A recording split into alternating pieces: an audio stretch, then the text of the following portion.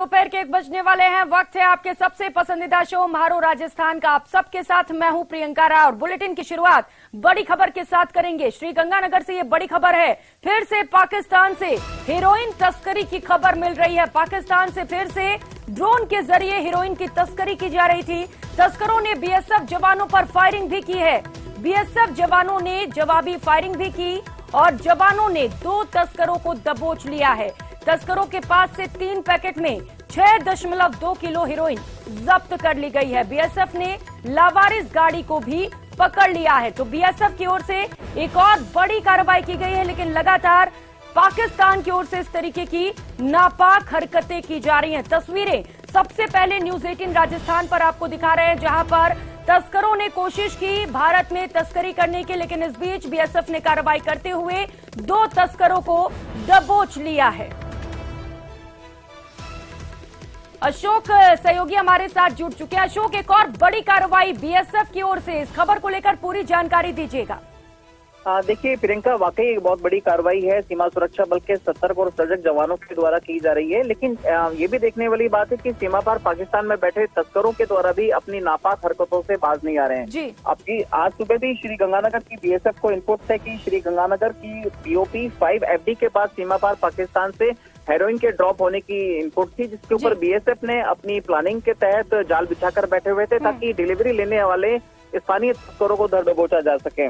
सीमा पार पाकिस्तान से जैसे ही ड्रोन के जरिए हेरोइन ड्रॉप की गई और स्थानीय तस्कर जैसे ही उसको पिक करने के बाद में फरार होने लगे, सीमा सुरक्षा बल के जवानों ने उन्हें ललकारा है, लेकिन ललकारने के बावजूद भी जब वो नहीं रुके बल्कि उन्होंने बीएसएफ के जवानों पर फायरिंग की, तो मजबूरन बीएसएफ के जवानों के द्वारा भी 16 राउंड फायर किए गए और 2 तस्करों को धर दबोचा गया, जिनके कब्जे से 6 किलो 250 ग्राम हेरोइन भी जब्त कर ली गई है। अशोक, जिस तरीके से 2 तस्करों को पकड़ा गया है, ये बड़ी कामयाबी के तौर पर देखा जा सकता है, क्योंकि पूछताछ में एक बड़े नेटवर्क का खुलासा हो सकता है। जिस तरीके से लगातार ये सप्लाई किए जा रहे हैं, कहीं न कहीं भारत में एक बड़ा नेटवर्क है इसे लेकर। बिल्कुल निश्चित तौर पर देखिए, सीमा पार बैठे पाकिस्तानी तस्कर तो इन्वॉल्व है ही हैं, लेकिन साथ ही साथ उनको जो सपोर्ट करने वाले जो स्थानीय तस्कर हैं, न केवल राजस्थान के बल्कि पड़ोसी राज्य पंजाब का भी बहुत बड़ा नेटवर्क है।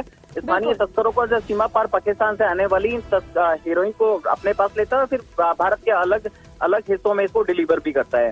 तो अभी 2 तस्कर फरार हैं, जिसकी तलाश के लिए भी श्रीगंगानगर के बीएसएफ के साथ साथ स्थानीय पुलिस के द्वारा धरपकड़ की जा रही है। तो जल्दी इन 2 तस्करों को भी पकड़े जाने की उम्मीद की जा रही है। जरूरी भी हो जाता है, क्योंकि जिस तरीके से हम लगातार ये खबरें देख रहे हैं और नया तरीका ड्रोन के जरिए ये सप्लाई किए जा रहे हैं, और बेहद अहम हो जाता है इन 2 तस्करों से पूछताछ। क्या अभी पूछताछ की जा रही है अशोक? कुछ खुलासा हुआ है क्या? देखिए, अभी जो 2 तस्कर बीएसएफ के हत्थे चढ़े हैं, इनको ख्यालीवाला पोस्ट बॉर्डर पर ले जाया गया है और वहां पर इनसे पूछताछ की जा रही है, ताकि इनके 2 अन्य जो साथी हैं उनकी भी जल्द से जल्द पकड़ की जा सके। लेकिन जैसा कि आपने कहा कि सीमा पर बैठे पाकिस्तानी तस्करों के द्वारा जिस तरह से टेक्नोलॉजी का मिसयूज किया जा रहा है और मादक पदार्थों की तस्करी की जा रही है, तो देखिए जब तक सीमा सुरक्षा बल के जवानों के पास में एंटी ड्रोन टेक्नोलॉजी नहीं आ जाएगी, तब तक सीमा पार पाकिस्तान से होने वाली इस ड्रोन के जरिए हेरोइन तस्करी पर लगाम कस पाना बड़ा मुश्किल साबित होगा। जी बिल्कुल सही कह रहे हैं अशोक, क्योंकि टेक्नोलॉजी जो जवान है उनके पास भी होना बेहद ज्यादा जरूरी हो जाता है, और कहीं न कहीं इंटेलिजेंस का भी बड़ा फेल्योर है, जो बार बार इस तरीके से जो भारत के लोग हैं पाकिस्तान से कांटेक्ट करते हैं, तस्करी की जाती है और बीएसएफ की ओर से ये कार्रवाई की जा रही है। बहुत शुक्रिया अशोक आपका इन तमाम जानकारियों के लिए। और धौलपुर से इस वक्त की ये बड़ी खबर सामने आ रही है। अपराधियों के खिलाफ पुलिस का एक्शन देखने को मिला है। अपराधियों के खिलाफ पुलिस लगातार ताबड़तोड़ कार्रवाई कर रही है। दूसरे दिन भी बसई डांग क्षेत्र के कई गांव में पुलिस ने दबिश दी है। पुलिस ने कई बाइकों को जब्त किया है और कार्रवाई के दौरान कई लोगों को हिरासत में लिया गया है। जिले के सभी थानों की पुलिस आरएसी का जाब्ता मौजूद है। वांछित अपराधियों, बदमाशों, अवैध बजरी परिवहन करने वालों के खिलाफ लगातार पुलिस अभियान चलाकर ताबड़तोड़ कार्रवाई कर रही है। तस्वीरें सबसे पहले न्यूज 18 राजस्थान पर आपको दिखा रहे हैं, जहां एक बार फिर से पुलिस की ओर से बड़ा एक्शन लिया गया है। धौलपुर में अपराधियों के खिलाफ ये एक्शन लिया गया है। कार्रवाई करने के दौरान कई लोगों को पुलिस ने हिरासत में लिया है। अब लगातार इन लोगों से पूछताछ की जा रही है। तो एक और बड़ा एक्शन पुलिस की ओर से धौलपुर से ये बड़ी खबर आपको बता रहे हैं, जहां पर अपराधियों पर नकेल कसने के लिए लगातार पुलिस की ओर से अभियान चलाए जा रहे हैं। धौलपुर से सहयोगी हरिवीर हमारे साथ जुड़ चुके हैं। हरिवीर, बड़ी कार्रवाई पुलिस की ओर से, कितने लोग पकड़े गए हैं और क्या क्या खुलासे हो पाए अब तक की पूछताछ में? जी प्रियंका, बिल्कुल जो धौलपुर पुलिस है वो लगातार करीब 2-3 दिन से ताबड़तोड़ कार्रवाई कर रही है। आज की कार्रवाई में सुबह 4-5 बजे से रोजाना कार्रवाई करती है और 10-11 बजे तक चलती है। करीब 7 से 6 घंटे की कार्रवाई चलती है, जिसमें अवैध अपराधी, जो वांछित अपराधी हैं, बदमाश हैं, अवैध बजरी खनन करने वाले जो लोग हैं, उनके खिलाफ कार्रवाई की जा रही है। आज भी दूसरे दिन बसीडांग थाना क्षेत्र में पुलिस ने दबिश दी और जो बदमाश थे, अवैध बजरी खनन करने वाले लोग थे, उनके खिलाफ कार्रवाई की है। उसमें करीब 2 दर्जन बाइक हैं, उनको जब्त किया है और 2 लोगों को हिरासत में भी लिया है और लगभग 8 से 10 थानों की पुलिस, आरएसी का जाब्ता मौजूद रहा। ये पूरी कार्रवाई जो एडिशनल एसपी है बच्चन सिंह मीणा, उनके नेतृत्व में की गई है। बसीडांग थाना क्षेत्र के नगर है, रजई खुर्द है, रजई कला है, पटेबरी, बीरपुर सहित करीब आधा दर्जन गांव हैं, जिनमें जाकर के ये ताबड़तोड़ कार्रवाई कर रही है। जी बिल्कुल हरिवीर, लेकिन ये बड़ा सवाल है क्योंकि पुलिस लगातार कार्रवाइयां कर रही है पिछले कई दिनों से, लेकिन फिर भी इनमें खौफ नहीं है। अवैध बजरी का खनन फिर भी कर रहे हैं ये। जी बिल्कुल, जब पुलिस गांव में गई, जो टीम कार्रवाई कर रही थी, वो एक जो रजई का गांव है उसमें गई, तो वहां पर जो ट्रैक्टर तो मिले नहीं, लेकिन उनकी ट्रॉली थी वो अवैध बजरी से भरी हुई मिली। उसके बाद में पुलिस ने उनके जो टायर थे उनको जो हवा निकाल के वहीं पर छोड़ दिया। जी हरिवीर, क्या एक बड़ा गैंग इसके पीछे शामिल हो सकता है? एक बड़े नेटवर्क का भी खुलासा हो सकता है? क्योंकि लगातार पुलिस की ओर से जिस तरीके से कार्रवाई की जा रही है और एक एक कर कई बड़े खुलासे भी होते चले जा रहे हैं, लगातार ये तस्कर पकड़े भी जा रहे हैं, तो क्या एक बड़े रैकेट का खुलासा हो सकता है हरिवीर?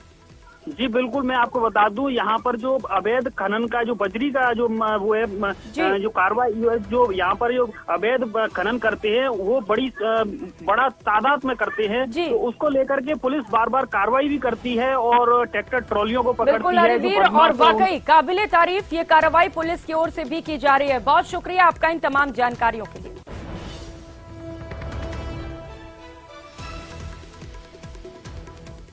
और रुक लेते हैं इस बीच एक और बड़ी खबर का। जयपुर से इस वक्त की बड़ी खबर मिल रही है। सारण के किले पर लगातार एक्शन जारी है। आज तीसरा दिन है जब लगातार जेडीए की टीम वहां पर मौजूद है और विला को ध्वस्त किया जा रहा है। नकल माफिया भूपेंद्र सारण के किले पर लगातार जेडीए की ओर से एक्शन लिए जा रहे हैं।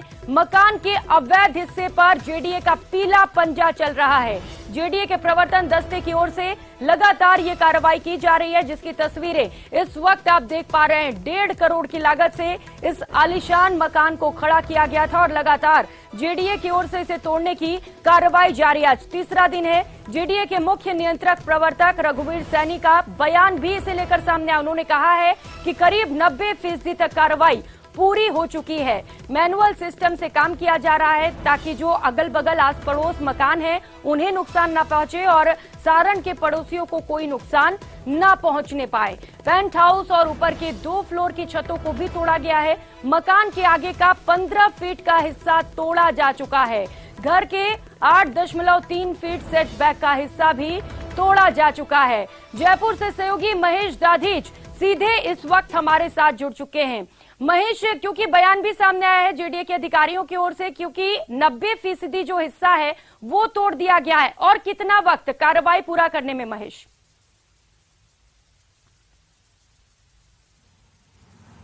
बिल्कुल प्रियंका, जानकारी देना चाहूंगा कि जेडीए के जो सीसी हैं उन्होंने ये बात कही है कि 90% तक काम जो है वो पूरा हो चुका है।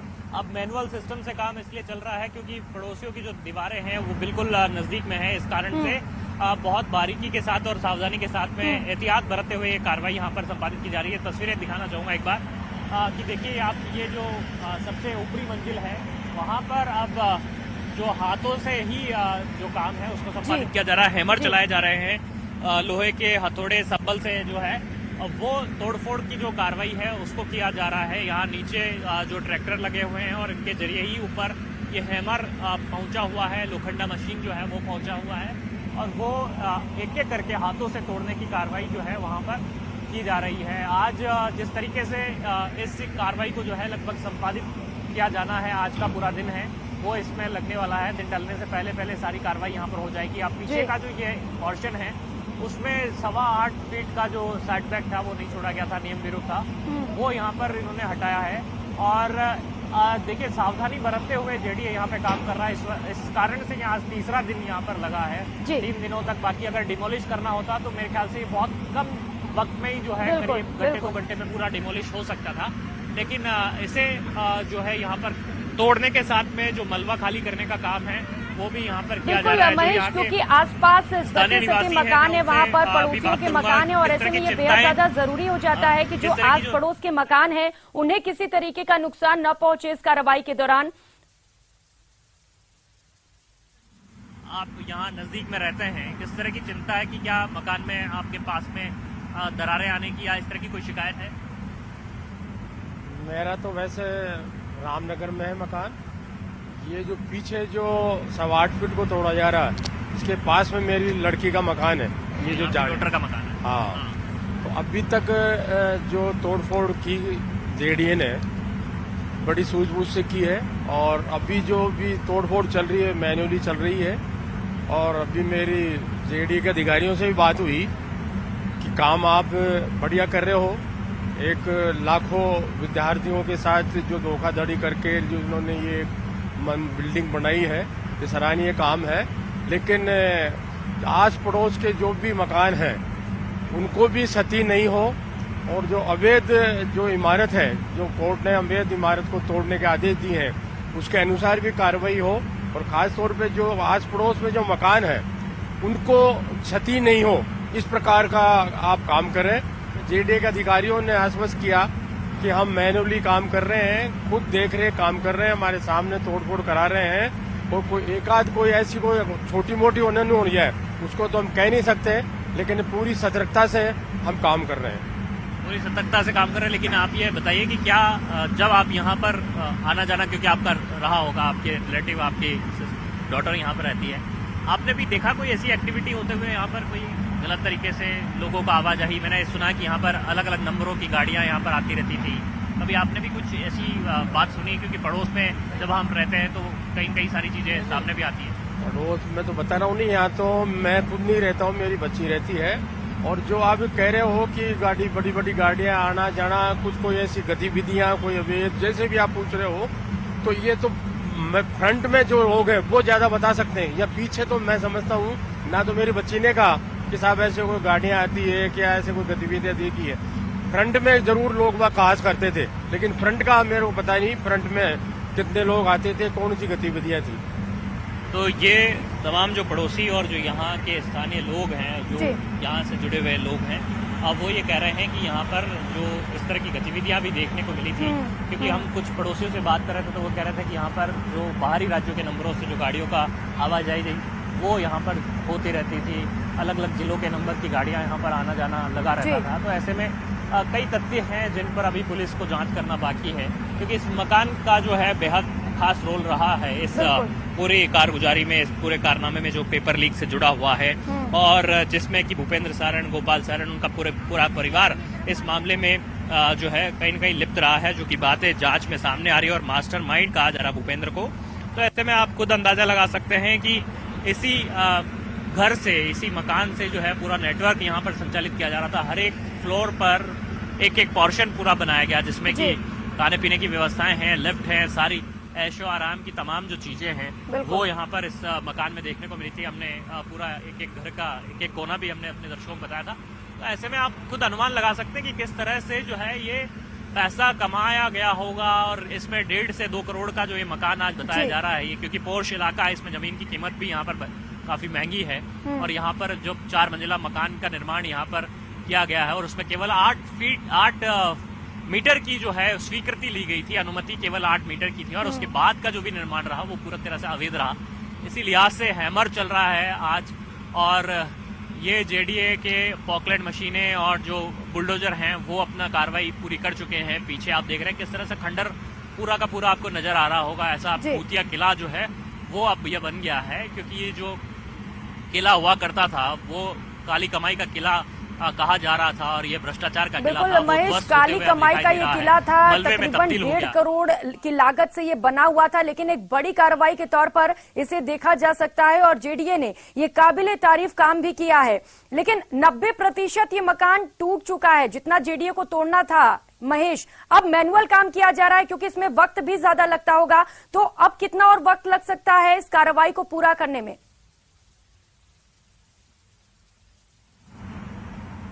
बिल्कुल प्रियंका, आपका ठीक सवाल है कि 90% जो काम रहा है वो पॉकलैंड मशीनों के कारण और जेसीबी के कारण जल्दी से जल्दी हो गया है, लेकिन अब जो 10% काम जो बचा हुआ है उसमें समय लगेगा क्योंकि वो पूरा का पूरा हाथों से मैनुअली किया जा रहा है और वो हैमर के थ्रू किया जा रहा है। तो ऐसे में उसमें टाइम लगना यहाँ पर स्वाभाविक तौर पर है। और जो पेंट हाउस जो ऊपर में बना हुआ है जहाँ पर कि आप देख रहे हैं इस समय जेडीए के अधिकारी भी मौजूद हैं और जो श्रमिक हैं वो वहाँ पर काम कर रहे हैं, वहाँ पर जो है सबसे पहले जो है हैमर के जरिए उसे तोड़ने की जो कार्रवाई है वो यहाँ पर की जा रही है और ऐसे करके ही जो 2 मंजिला इमारत है उसकी जो छतें हैं वो तोड़ी जाएगी। वो आरसीसी जो है उसको हैमर के जरिए तोड़ा जाएगा, लोखंडा मशीन के जरिए तोड़ा जाएगा और बाकी का लगभग जो साइड बैक का हिस्सा था पीछे में 8.25 और आगे में 15 फीट था वो यहाँ पर तोड़ दिया गया। यानी जो मेजर जो काम था वो हो चुका है, केवल 10% काम बाकी है और उसे आज शाम ढलने से पहले निपटाना है। तो जेडीए ने अपने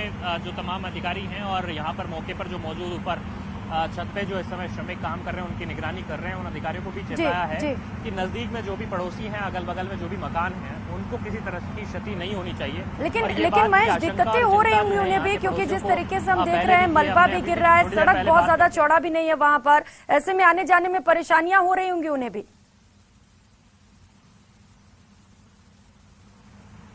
देखिए, बिल्कुल ये स्वाभाविक सी बात है कि जब कार्रवाई चल रही है तो बैरिकेडिंग भी की गई है, रास्ता भी रोका गया है, मलबा गिर रहा है उससे यहाँ पर रास्ता जाम भी हुआ है। ऐसे में आवाजाही जो है वो प्रभावित हुई है। जिस तरह से जो मलबा गिर रहा है और उससे जो मिट्टी उड़ रही है उससे अगल बगल के लोगों में जो है वो सांस लेने जैसी तकलीफ जो है वो भी यहाँ पर हो रही है। तो ऐसे में ये स्वाभाविक तौर पर जब भी कोई अतिक्रमण हटता है या इस तरह की जो बिल्डिंग को गिराया जाता तो ऐसी चीजें यहाँ पर नजर आती है और ये कमोवेश आज भी ऐसा देखने को मिल रहा है। लेकिन लोग इस बात से बहुत ज्यादा आशंकित है कि उन्हें कहीं इसका नुकसान न झेलना पड़े, केवल पड़ोसी होने की कीमत उन्हें ना चुकानी पड़े। ये बात जो है जेडीए को बार बार बोला, यहाँ की विकास समिति ने भी जाकर के ज्ञापन दिया। जेडीए ने ये बात जो है बहुत ताकीद किया और ये कहा है कि आप निश्चिंत रहें, जो भी हमारे जो अधिकारी यहाँ पर सुपरविजन कर रहे हैं वो टेक्निकल टीम के हैं और काफी एक्सपीरियंस लोग हैं।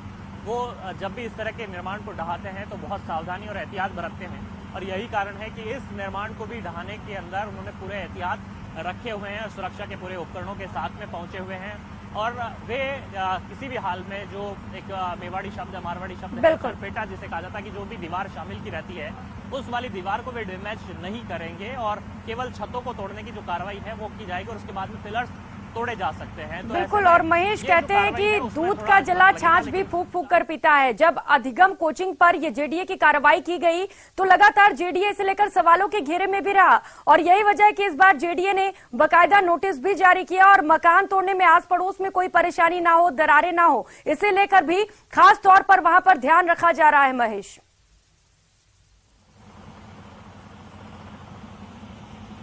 बिल्कुल देखिए, आप ये हैमर चलते हुए जो तस्वीरें आपको दिख रही है इस समय में, हथौड़ा जिस तरह से मार करके गिराया जा रहा है, ये मैनुअल काम हो रहा है। कारण जिस तरह का जो है इसके पीछे जेडीए ने यही दिया है कि ये जो भी मलबा गिरे वो केवल इसी इमारत के नीचे गिरे, यानी कि ये मलबा अगर दूसरे की छत पे गिर सकता है तो उससे भी काफी नुकसान हो सकता है। तो इस वजह से भी बहुत सावधानी यहाँ पर बरती जा रही है। देखिए, काफी महत्वपूर्ण ये बात थी कि इसके भीतर में काफी सामान रखा हुआ था। कल वो जो भूपेंद्र सारण की पत्नी है और गोपाल सारण की जो पत्नी है वो यहाँ पे आई थी और उन्होंने अपना यहाँ से जो सामान है, बेशकीमती सामान, वो यहाँ से लेकर के चले गए थे। लेकिन इसके बावजूद भी जिस तरह से आप देख रहे हैं कि अभी एसी और जो बाकी के जो फर्नीचर हैं, इम्पोर्टेड फर्नीचर, जो भी सैनिटरी है, ब्रांडेड सैनिटरी का यूज इस मकान को बनाने में किया था, इंटीरियर जो है वो इस्तेमाल इसमें हुआ है, वो यहाँ पर नेस्त नाबूद होता हुआ दिखाई दे रहा है। देखिए, सीसीटीवी कैमरों से पूरी तरह से लैस ये मकान रहा है। हर एक फ्लोर पे जो कैमरा लगाए गए थे और अत्याधुनिक उपकरण जो है यहाँ पे वो लगाए गए थे, वो सारे यहाँ पर जो है धाराशायी होते हुए दिखाई दे रहे हैं। और ये सपनों को चकनाचूर करने वाले लोगों के साथ में जो रवैया सरकार ने रखा है, ये संदेश देने की कोशिश है इससे भले ही किसी के घाव भरे या नहीं, लेकिन हाँ एक दिलासा मात्र से जरूर कहा जा सकता है कि उन अभ्यर्थियों के साथ में जो बड़ी तैयारी के साथ में पेपर देने के लिए जा रहे थे, सीनियर टीचर भर्ती परीक्षा में 16 लाख परीक्षार्थी थे जिन्होंने की उपस्थिति वहां पर दर्ज कराई, 26 लाख परीक्षार्थी थे जिन्होंने कि अपना रजिस्ट्रेशन कराया। वो इसी उम्मीद में जा रहे थे कि जब वे लौट के आएंगे तो सीनियर टीचर बन करके अपनी नौकरी पा जाएंगे, लेकिन ऐसा हुआ नहीं और यहाँ पर इससे पहले ये पेपर सामने आ गया। अभी जांच में ये भी पता लगेगा कि कितने पेपर भूपेंद्र सारण के द्वारा लीक किए गए या कितनी चीजों में उनका इन्वॉल्वमेंट है, वो धीरे धीरे जांच के बाद में साफ होगा। और न्यायपालिका की प्रक्रिया है उसमें भी वक्त लगता है, क्योंकि राजस्थान में वैसे नकल कानूनी तौर पर नकल विरोधी कानून जो है वो बना लिया गया है, लेकिन अभी भी उसके तहत में जो कार्रवाई है उस लिहाज से नहीं देखी गई है, जो कि उसमें संपत्ति जब्त करने के प्रावधान और 10 साल तक की सजा के जो प्रावधान है उसमें किए गए। ये बड़ा सवाल आप बोल रहे हैं महेश, क्योंकि जेडीए अपना काम कर रहा है, सख्त संदेश के तौर पर इसे देखा भी जा रहा है, लेकिन सबसे बड़ा सवाल यही है कि पुलिस ठीक तरीके से काम क्यों नहीं कर पा रही है, क्योंकि नकल विरोधी कानून के तहत जो कार्रवाइयां की जानी थी वो भी अब तक नहीं की गई हैं। और जो सबसे बड़ा सवाल है वो ये है कि जो 2 मुख्य सरगना फरार हैं वो आखिर कब गिरफ्त में आएंगे, ये सबसे ज्यादा जरूरी हो जाता है पूरे नेटवर्क को पकड़ने के लिए। बहुत शुक्रिया महेश आपका इन तमाम जानकारियों के लिए। और बीकानेर से खबर है जहां पर जेल प्रहरियों का अनशन लगातार जारी है। 5 महिला सहित 1 पुरुष जेल प्रहरी की तबीयत बिगड़ चुकी है। कुल 6 प्रहरी अस्पताल पहुंच चुके हैं, पीबीएम अस्पताल में इन सभी को भर्ती कराया गया है। पिछले 3 दिनों से लगातार ये सभी अनशन पर बैठे हुए हैं, अपनी मांगों को लेकर लगातार ये अनशन कर रहे हैं। तो बीकानेर से इस वक्त की ये बड़ी खबर आपको बता रहे हैं, जहां पर लगातार जेल प्रहरियों की तबीयत बिगड़ती चली जा रही है। मेस का बहिष्कार किया गया है, वेतन विसंगति दूर करने की मांग की जा रही है और इसे लेकर एक लंबे वक्त से ये सभी मांग कर रहे हैं, लेकिन अब तक इनकी मांगों को पूरा नहीं किया गया है। और यही वजह है कि अब ये सभी अनशन त्याग चुके हैं और लगातार कई जेल प्रहरियों की तबीयत भी बिगड़ती चली जा रही है। बीकानेर से सहयोगी विक्रम इस वक्त हमारे साथ जुड़ चुके हैं। विक्रम, क्या कुछ अपडेट है आपके पास, तबीयत कैसी है इन लोगों की? देखिए, बिल्कुल जो जेल प्रहरी हैं उनकी लगातार तबीयत बिगड़ती जा रही है और कुल जो बीकानेर जेल की अगर बात करें तो कुल 7 प्रहरी जो है वो अभी तक पीबीएम अस्पताल में पहुंच चुके हैं, जिनमें 4 जो है वो महिला जवान भी, प्रहरी भी उनमें शामिल है। और उसके साथ ही जो नोखा का जो सब जेल है उसमें भी जो है करीब 3 से 4 जो प्रहरी हैं वो भी अस्पताल में पहुंच चुके हैं। तो कुल मिलाकर ये कहा जा सकता है कि जो अनशन इनका लगातार जो 13 तारीख से चल रहा है और उसी का ये परिणाम है कि अब जो है प्रहरियों की, क्योंकि वो ड्यूटी लगातार कर रहे हैं जी, तो उसके चलते उनकी तबीयत बिल्कुल विक्रम, लगातार 13 तारीख से सभी अनशन पर हैं, ड्यूटी पर भी जा रहे हैं, लगातार इनकी तबीयत बिगड़ रही है। और बड़ा सवाल ये है कि आखिर इनकी मांगों को कब माना जाएगा? बिल्कुल, बड़ी चीज यही है कि वो जो मांग है इनकी वो यही है कि जब आरएसी और पुलिस के जवानों को सेम वेतन दिया जा रहा है तो जेल के कर्मचारी जो हैं उनका काम भी वैसा ही है, तो उन्हें क्यों नहीं दिया जा रहा है। और इसी मांग को लेकर जो है वो लगातार जो है अपनी ड्यूटी के साथ साथ बिल्कुल विक्रम, और एक लंबे वक्त से ये लगातार अपनी मांगों को लेकर प्रदर्शन भी करते रहे हैं, लेकिन बड़ा सवाल यही है कि आखिर इनकी मांगे पूरी कब होंगी। बहुत शुक्रिया आपका इन तमाम जानकारियों के लिए। और भरतपुर के सेवर सेंट्रल जेल के बाहर जेल प्रहरियों का वेतन विसंगति की मांग को लेकर लगातार तीसरे दिन भी धरना प्रदर्शन जारी है। इस दौरान कई जेल प्रहरियों की तबीयत खराब होने पर उन्हें आरबीएम अस्पताल में भर्ती कराया गया। 1 महिला सहित 2 जेल प्रहरियों की तबीयत खराब हो चुकी है। वेतन विसंगति की मांग को लेकर सभी जेल प्रहरी मेस का बहिष्कार कर लगातार धरना प्रदर्शन कर रहे हैं। तो कई लोगों की तबीयत बिगड़ चुकी है। भरतपुर से ये खबर आपको बता रहे हैं। से कर रहे हैं सर हड़ताल, हमारी वेतन विसंगति के मामले में हमारे आरएसी का समान वेतन होना चाहिए। हम आरएसी के बराबर हमारी समान वर्दी है तो हमको वेतन भी समान ही मिलना चाहिए। वो तो बाहरी सुरक्षा करते हैं, हम अंदर की सुरक्षा करते हैं। इतने हार्डकोर बंदियों के सामने रहते हैं, उनके पास हम 50-50 बंदी एक रहते हैं वहाँ पे, वो हमारे ऊपर कभी भी कुछ भी कर सकते हैं। उसके बाद भी हमारी पुलिस के बराबर वो नहीं है सैलरी। हमारी 1998 से ये वेतन विसंगति चली आ रही है। दीपक सहयोगी हमारे साथ जुड़ चुके हैं। दीपक, लगातार प्रदर्शन किया जा रहा है, अनशन पर बैठे हुए हैं, काम भी कर रहे हैं इसके बावजूद, लेकिन क्या कोई बातचीत के बाद रास्ता निकलता दिख रहा है? दीपक, क्या लग रहा है इनकी मांगे पूरी होंगी? अभी रास्ता निकलने का जो समाधान है वो नहीं नजर आ रहा है, क्योंकि वेतन विसंगति की मांग को लेकर के जो लगातार जेल प्रहरी है वो धरने पर बैठे हुए हैं और उन्होंने अन्य को भी त्यागा है। यानी कि आज उनका तीसरा दिन है और ऐसे में कई जेल प्रहरियों की जो तबीयत है वो खराब हुई है, उन्हें आरबीएम अस्पताल में भर्ती कराया गया। लेकिन उनका कहना है कि हम जो है ड्यूटी भी करेंगे और उसके साथ साथ हमारा जो धरना प्रदर्शन है वो भी रहेगा, जारी रहेगा। उनका कहना है कि 2017 में सरकार के साथ एक समझौता हुआ था, उसे अभी तक लागू नहीं किया गया है। उनका कहना है कि समान भर्ती है तो फिर समान वेतन क्यों नहीं है। राजस्थान पुलिस और आरएससी की वो बात करते हैं कि उनको हमसे ज्यादा जो है वेतन दिया जाता है, हमको जो है कम वेतन दिया जाता है, जबकि भर्ती भी समान है और लगभग कार्य भी समान है। उसके बावजूद भी जो है उनको वेतन विसंगति और अन्य जो बिल्कुल दीपक, कई बार बातचीत हुई और मिला तो क्या, सिर्फ आश्वासन। अब देखने वाली बात ये होगी कि कब इनकी मांगों को पूरा किया जाता है। शुक्रिया आपका इन तमाम जानकारियों के लिए। और श्रीगंगानगर से खबर है, जहां पर जेल प्रहरियों का मेस बहिष्कार लगातार जारी है। जेल प्रहरियों का आंदोलन आज लगातार तीसरे दिन भी जारी है। आज भी एक महिला जेल प्रहरी सहित 2 की तबीयत खराब हो चुकी है। दोनों को इलाज के लिए अस्पताल ले जाया गया है। 5 प्रहरियों की अब तक तबीयत खराब हो चुकी है। वेतन विसंगतियों सहित कई मांगों को लेकर लगातार ये सभी मेस का बहिष्कार कर रहे हैं। अशोक सहयोगी हमारे साथ जुड़ चुके हैं। अशोक, लगातार तबीयत खराब होती चली जा रही है, तबीयत को लेकर अपडेट बताइएगा और क्या लग रहा है, बातचीत वहां पर होगी, ऐसी कोई खबर है क्या? देखिए प्रियंका, कल प्रदेशी राजधानी जयपुर में जेल प्रबंधन के साथ साथ जो जेल प्रहरी का संगठनात्मक प्रतिनिधि है उनके बीच में समझौता वार्ता हुई थी, लेकिन इस समझौता वार्ता में कोई भी बात सामने निकल के नहीं आई और यही एक वजह रही कि आज तीसरे दिन भी श्रीगंगानगर सहित प्रदेश भर के करीब 160 जेल के 4000 से ज्यादा कर्मियों के द्वारा लगातार तीसरे दिन मेस का बहिष्कार किया जा रहा है। पिछले 3 दिनों के दौरान ही हम देखें तो श्रीगंगानगर जिले में अब तक 2 महिला प्रहरी सहित 5 प्रहरियों की तबीयत भूखे पेट ड्यूटी करने की वजह से खराब हो चुकी है। 5 को श्रीगंगानगर जिला अस्पताल के आईसीयू वार्ड में भर्ती कराया गया है, जहां उनकी हालत तो स्थिर है, लेकिन अन्य जो जेल प्रहरी हैं जो पिछले 3 दिनों से बिना कुछ खाए पिए अपनी ड्यूटी को अंजाम दे रहे हैं, उनका कहना है कि जब तक 2017 के दौरान जो समझौता हुआ था वेतन विसंगतियों को लेकर, जब तक उसे लागू नहीं कर दिया जाता तब तक वे अपनी महज बहिष्कार से नहीं हटेंगे और अपनी ड्यूटी को बाकायदा अंजाम भी देंगे। जी ठीक है अशोक, आप नजर बना रखिए, अगर आज बातचीत होती है तो हम फिर से आपसे अपडेट लेंगे। शुक्रिया फिलहाल इन तमाम जानकारियों के लिए। और फिलहाल यहाँ वक्त चला